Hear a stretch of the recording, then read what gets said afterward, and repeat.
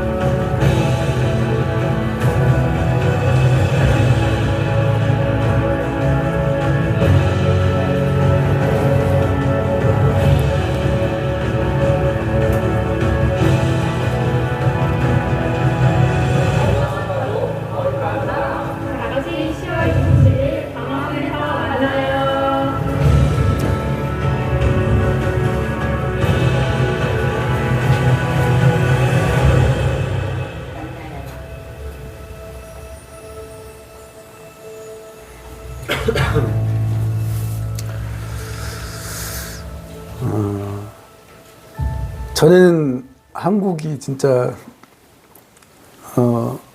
그 변방의 나라였지만 이제는 우리가 다 아시다시피 선진국이 됐지 않습니까? 선진국이 특별히 복음의 빚을 진 그런 나라였는데 이제는 정말 하나님의 그 진리가 더 이상 진리가 아니다라고 하는 약한 세대를 살아가면서 우리 한국의 위치가 너무 중요해졌습니다. 또 한국 교회의 역할이 너무 중요해졌다는 겁니다. 그래서 많은 나라가 동성애가 합법화되고 그것이 마치 큰 대세고 흐름이다라고 하면서 자칫 이렇게 좀 포기하고 있는 그런 이 시대 가운데 한국 교회가 일어나서 그렇죠. 함께 모여서 기도하며 하나님의 긍휼을 구하며 나갈 때 하나님께서 틀림없이 살아서 역사하실 줄로 믿습니다. 세계에 또 참 하나의 영적인 이정표를 세우는 귀한 날이 되지 않을까 싶습니다. 그래서 참 2024년 10월 27일 그때 그 자리에 내가 있었다라고 그렇게 고백할 수 있는 우리 모두가 됐으면 좋겠습니다. 네, 감사합니다. 자, 이제 말씀을 같이 보도록 하겠습니다. 자, 같이 한번 읽어볼까요? 시작. 좁은 문. 자, 좁은 문인데 어떤 문이에요? 생명과 영광에 이르는 문이라는 겁니다. 자, 우리가 잘 아는 성경 다음으로 많이 읽혀진 기독교 고전이라고 하죠. 뭐라고요? 솔로역정. 그렇죠. 하늘나라 가는, 그래서 천국을 가는 그 역경의 그 어떤 여정을 좀 번연이라고 하는 그런 작가가 쓴 그런 너무나 귀한 우리의 신앙의 삶에 있어서 너무나 좋은 이정표가 되는 귀한 그 책입니다. 거기에 보면 이제 이 크리스찬이라고 하는 이 친구가 장망성이 어떤 성입니까? 장차 망할 성. 그렇죠. 죄로 인해서 참 재밌습니다. 그런 표현들 되게 재밌죠. 그가 이 크리스찬이라고 하는 친구가 장망성에 살다가 어느 날 어때요? 성경을 보다 보니까 이 세상이 영원한 세상이 아니고 이 세상에 하나님의 진노 가운데 이제 장차 망할 성이구나라고 하는 여기에 머물러 있다가 보면 나는 하나님의 심판 가운데 그 공의로 심판하신 하나님의 심판을 받을 수밖에 없는 그런 존재구나라고 하는 것을 그가 깨닫는 거죠. 뭐 하다가요? 성경을 읽다가. 그래서 그러면 거기 있어야 됩니까? 나와야 됩니까? 이제 천국을 간 생명의 길을 이제로 나가게 되는 거죠. 그래서 자기의 짐을 들쳐 메고 길을 쭉 떠나다가 누구를 만났냐면, 누구를 만났어요? 이 현자라고 하는 참 화려하지 않습니까? 정말 귀티가 이렇게 줄줄 흐르는 현자라고 하는 사람, 세상 현자예요. 그러니까 세상에 밝은 이치를 가지고 있는 사람들, 그리고 처세술에 아주 능한 그런 사람을 만나게 돼요. 근데 그가 뭐라고 얘기합니까? 그 지금 이 길, 천국 가는 그 길 좁고 힘드니까 이 길로 가지 말고 어떤 길로 가라? 뭐라고 해요? 좁은 길 말고 왜 이렇게 고생스럽게 살아가나? 세상 사람들이 사는 것처럼 어때요? 쾌락도 있고 온갖 즐거움도 있고 하는 그 길을 따라서 그냥 인생이 뭐 그런 거지. 그냥 편한 대로 내가 좋게 느끼는 거 그거 그냥 쫓아가지고 내 느낌을 따라서 그냥 그렇게 살아가라고 얘기합니다. 넓고 큰 길로 가라고. 그렇게 얘기하는 그 얘기를 듣고 이 크리스찬이 잠깐 어때요? 헷가닥. 잠깐 그 이야기가 솔깃해서 어떻게 그 길로 넓은 길로 가다가 내가 칼럼에도 썼지만 그 길로 가다가 더 큰 절망과 공포에 사로잡혀 버리고 맙니다.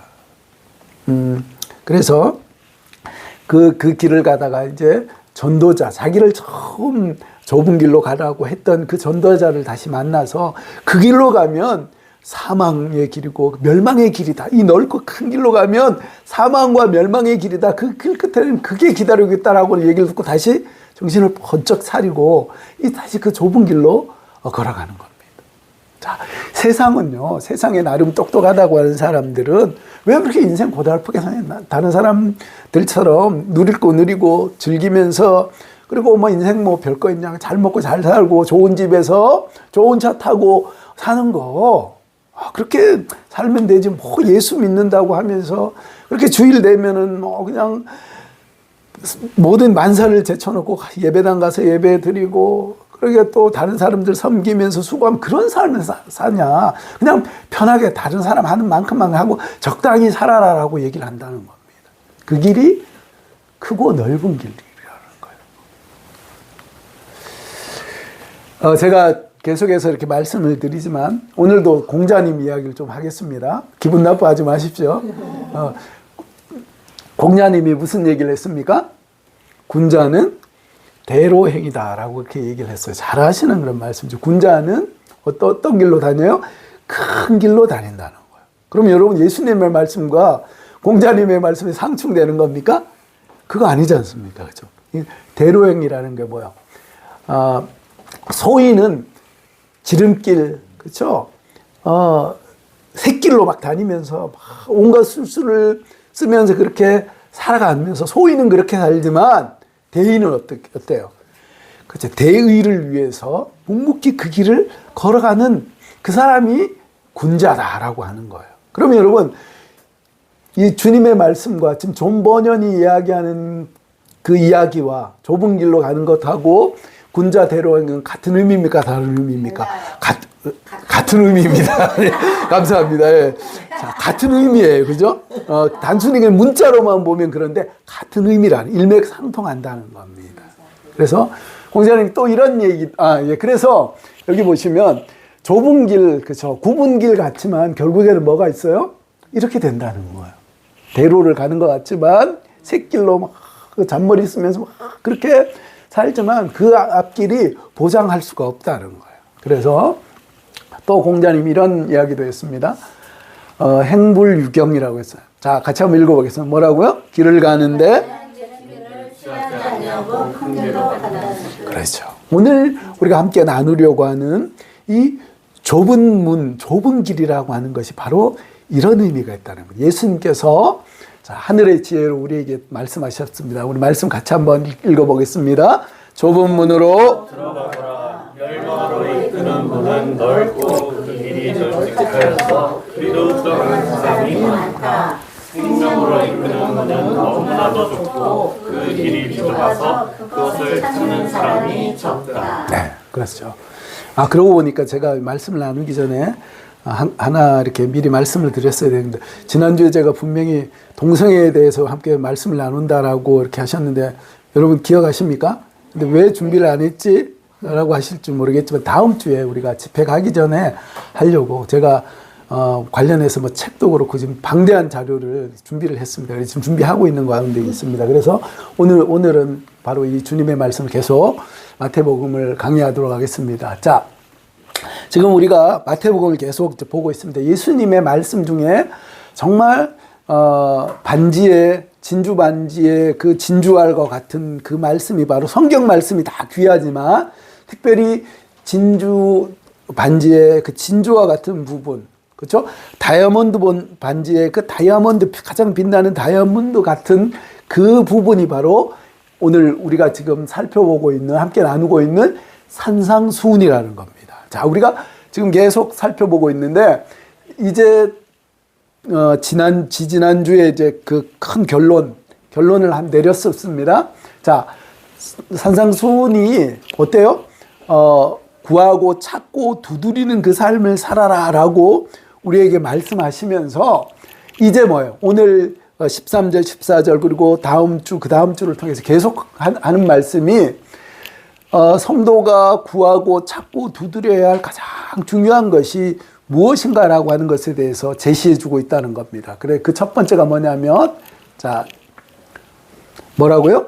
좁은 문으로 들어가는 삶을 구하라는 거예요. 두 번째는 좋은 나무, 그러니까 좋은 열매를 맺는 좋은 나무로 살아가라라고 그렇게 말씀하고 있다는 겁니다. 그리고 마지막에, 그렇죠, 이 모든 것들을 주님의 말씀을 따라 행하는 것들을 통해서 반석 위에, 든든한 반석 위에 집을 짓는 그런 삶을 살아라라고 우리 주님께서 산상수훈을 통해서 결론적으로 말씀하면서, 이제 뭐예요?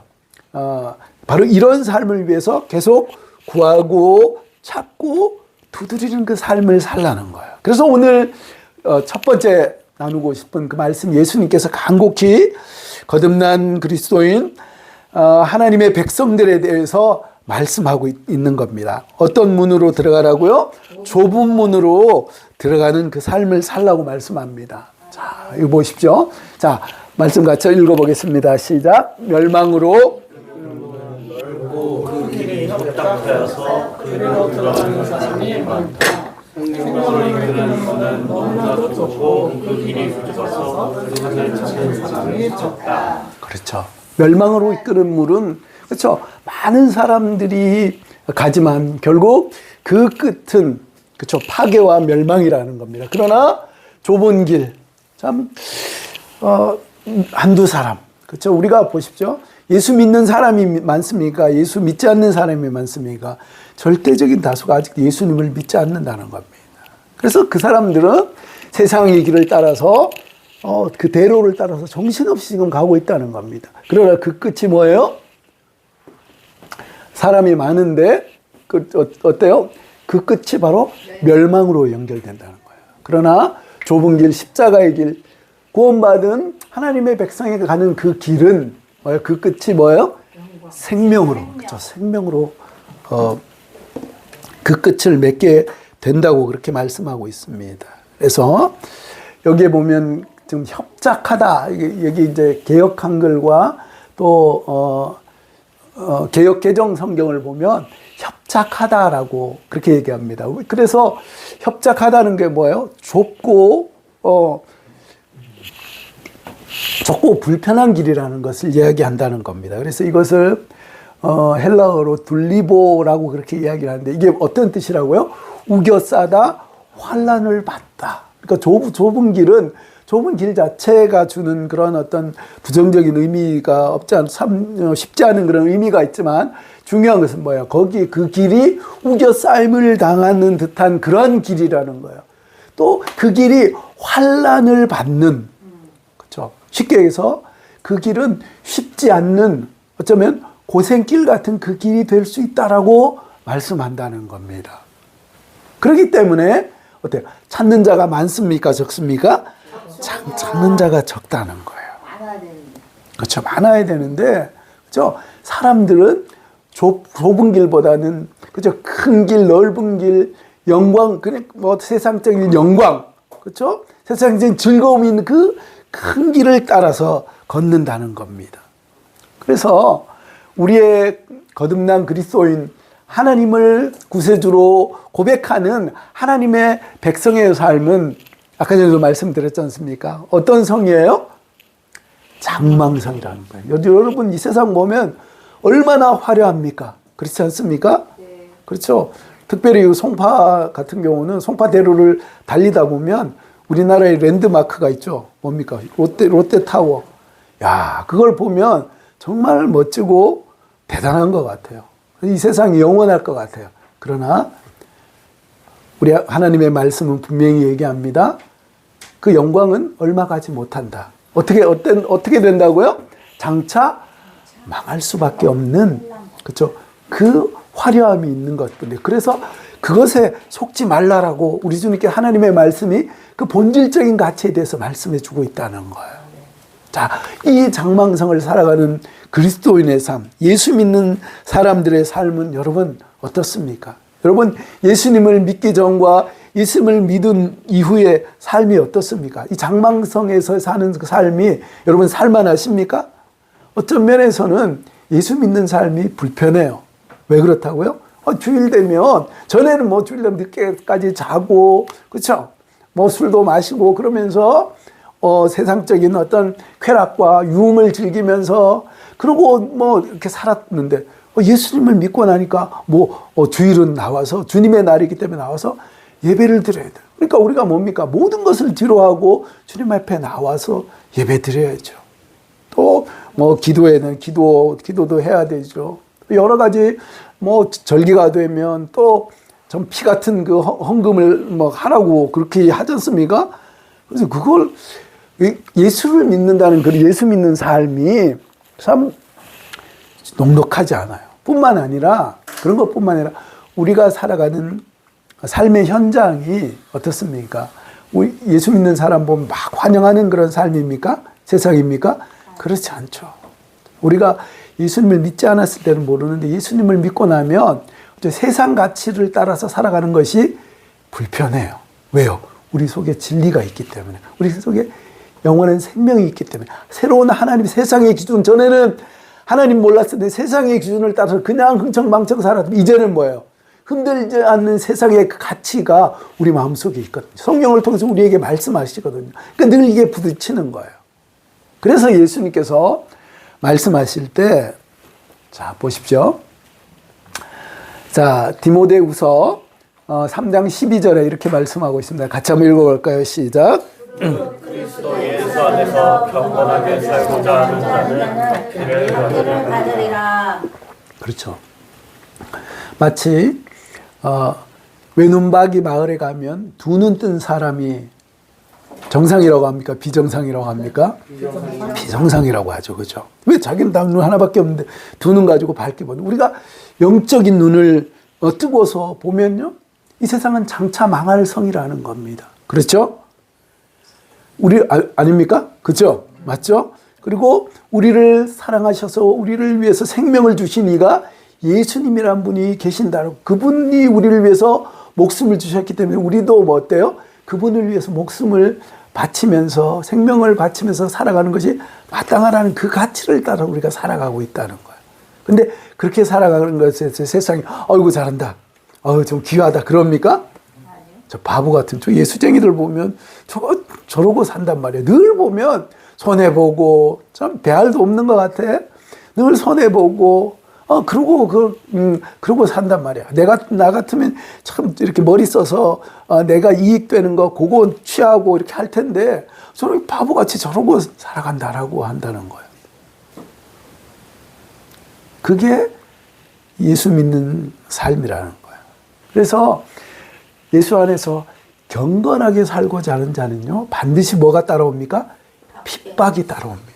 그렇지 않습니까? 여러분, 여기서 우리가 분명히 기억해야 될 것은 뭐냐면, 박해받는 것에 있어서 어때요?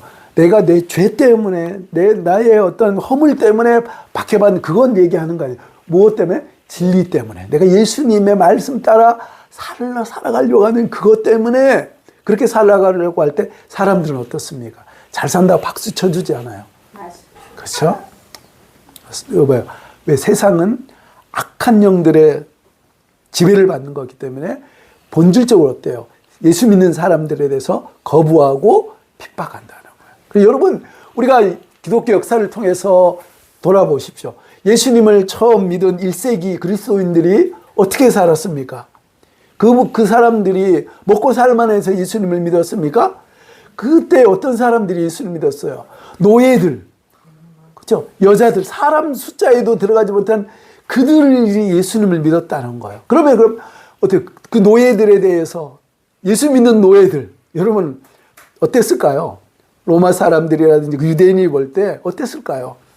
아이고, 종 주제, 여자 주제, 죄송합니다. 여자 주제, 예수를 믿는다고 저러고 있어 하면서 은근히, 그쵸, 멸시하고 핍박했다는 거예요. 그리고 결국은 어떻게 됐어요? 여러분, 이 표시 아시죠? 익투스라고 하는 의미인데, 예수 그리스도 하나님의 아들 구세주라고 하는 그 헬라어의 그 5가지 철자를 이렇게 조합하면 익투스인데, 그것이 바로 물고기라고 하는 그런 의미라는 거예요. 그래서 예수 믿는 사람들이 어때요? 너무 핍박이 심하니까 그냥 단순히 핍박하는 것이 아니라 예수 믿는다는 것 때문에 어때요? 로마 황제, 그 당시에 로마 황제를 신으로 섬기는데 예수를 신으로 섬긴다고 그래서 잡아다가 어때요? 고문하고 때리고 죽이고, 우리가 잘 아시다시피 그 원형경제에 가둬놓고 짐승의 밥을 만들었다는 거예요. 그러니까 핍박을 당하다 어때요? 그래서 지하로 숨어들었지 않습니까? 그래서 만들어진 게 카타콤이라고 하는 지하 묘지라는 거예요. 거기서 햇볕도 못 보면서 우리의 믿음의 선조들이 예수가 그리스도라고 하는 것을, 그것을 지키기 위해서, 이 믿음을 지키기 위해서 그들이 예수 믿는 사람들을 만나면 이야기를 하면 안 되니까 뭘 그렸어요? 이 익투스 표시를. 나는 예수님을 내 구주로 믿는 사람입니다 라고 암호처럼 했다는 거예요. 암호처럼.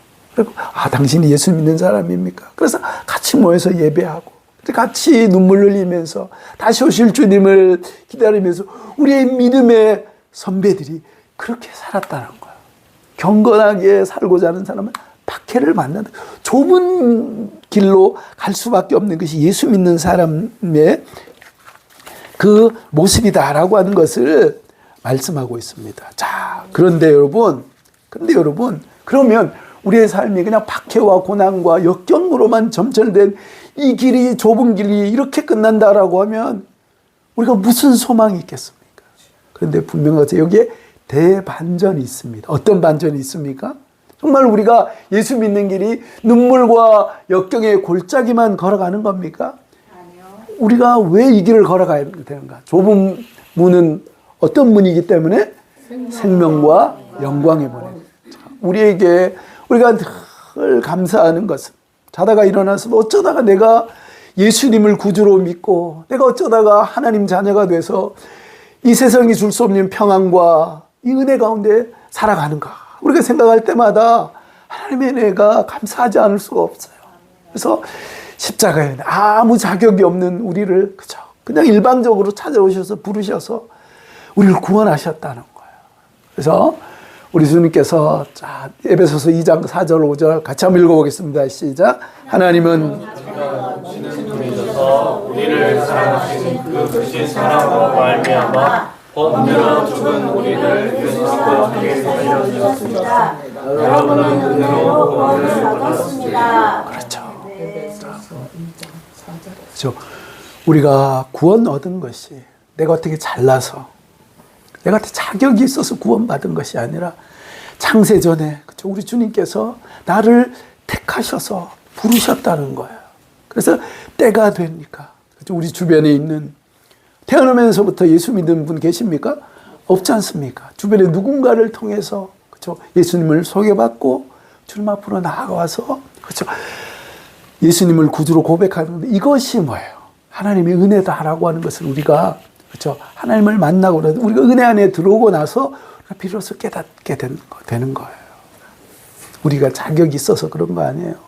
우리는 형편없는 그런 사람들이었지만 주님께서 오직 선물로 은혜로 우리 아무 값 없이 우리를 구원해 주셨다는 이 사실이 얼마나 큰 감사인지요. 그렇기 때문에 우리는 눈물과 역경의 골짜기만 이 좁은 길로 가기 때문에 우리는 막 견디다 보니 그런 삶이 아니라는 거예요. 그 길 끝에는 뭐가 있어요? 영원한 생명이 있다는 거예요. 구원과 영원한 생명이 있다는 겁니다. 아멘이십니까? 이게 분명히 놀라운 은혜라는 거예요. 우리가 여러분 어려움이 있지만 그것을 이겨낼 수 있는 것은 희망이 있기 때문에 그렇다는 거예요. 그렇지 않습니까? 이 길 끝에 희망이 없다라고 하면 우리가 어떻게 이 길을 걸어가겠습니까? 비록 힘들고 어려운 자기 십자가를 지고 날마다 가다가 넘어지고 또 쓰러지고 하는 그런 길이라고 할지라도 그 길 끝에 구원과 영광이 있다라고 하는 그 놀라운 사실이 우리로 하여금 이 길을 힘있게 걸어갈 수 있도록 한다는 겁니다. 더 나아가서 과연 눈물과 역경의 골짜기만 있습니까? 그거 아니죠. 뭐가 있어요? 그럼요. 자, 계시록 2장 10절 말씀을 큰 소리로 한번 읽어보시죠. 자, 시작. 생명과 영광의 면류관을 내게 주리라. 생명과 영광의 멸관을 내게 주리라. 우리가 복음 때문에 예수 믿는 것 때문에 그렇죠. 우리가 주님을 섬기고 영원 때문에 우리가 손해 보고 눈물 흘리고 그거에 대해서 우리 주님께서 모른 척하지 않는다는 거예요. 생명과 영광의 멸관을 우리를 위해서 예비하셨다는 거예요. 자, 우리 옆에 있는 분하고 한번 인사하겠습니다. 성도님을 위해서 생명과 영광의 면류관이 준비되어 있습니다. 그렇게 한번 축복하겠습니다.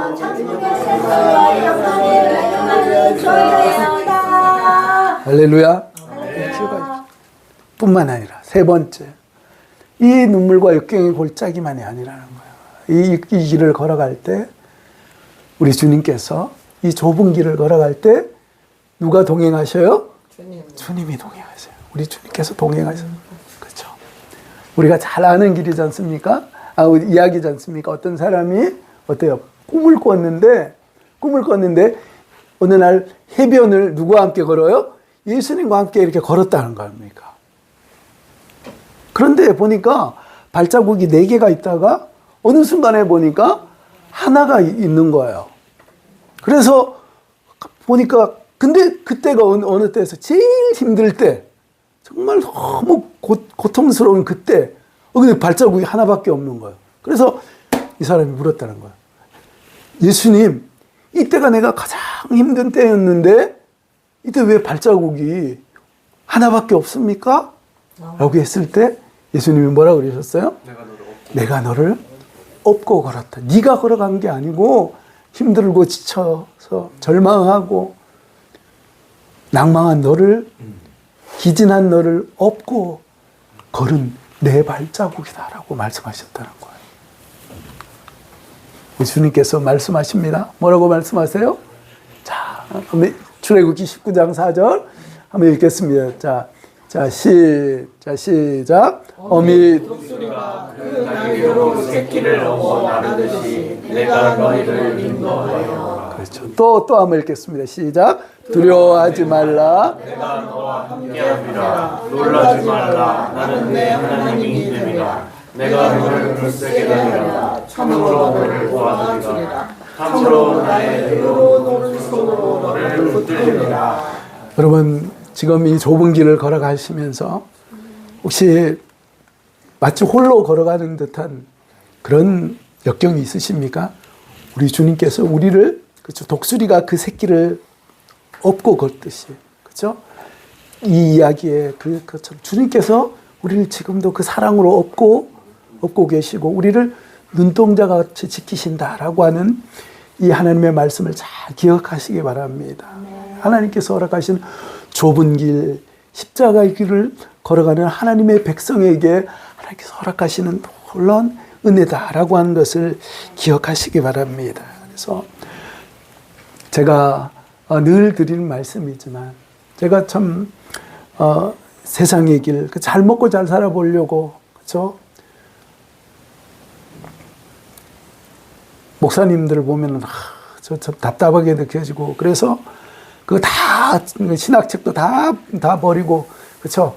그냥 아이들 잘 먹고 잘 입히려고 그렇게 죄송합니다. 좀 과격 눈이 뒤집혀가지고 그 지금으로 보면 그죠 눈에 뭐가 씌었어요.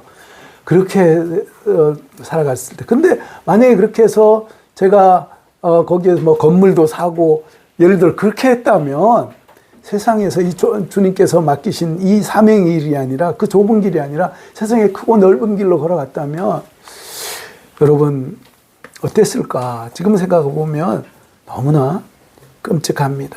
참 영생을 놓쳐버리고 생명과 영광을 다 놓쳐버리고 세상의 것에 세상적 가치 그래서 사단의 어떤 그런 미혹을 받아서 그렇게 살았던 그게 만약에 지금 저의 현재의 모습이라고 하면 정말 상상하기가 너무나 싫습니다. 사랑하는 성도 여러분 이제 말씀을 마무리하겠습니다. 자, 우리 주님께서 오늘 말씀을 통해서 뭐라고 말씀하십니까? 좁은 문으로 들어가라고 말씀합니다. 이 좁은 문은 어떤 길입니까? 생명과 영광에 이르는 문. 그래서 이 좁은 문을 통해서 그죠? 하나님께서 허락하시는 예비하신 그런 생명의 면류관을 얻을 뿐만 아니라 이 길을 걸어가면서 우리 주님께서 늘 동행하시고 새로운 힘 주시는 그런 은혜 가운데 그렇죠? 그 길 끝에서 영광의 주님을 뵙는 그래서 하나님의 인정과 칭찬을 받는 우리 하나님의 복된 백성들 되시기를 주님의 이름으로 축복합니다.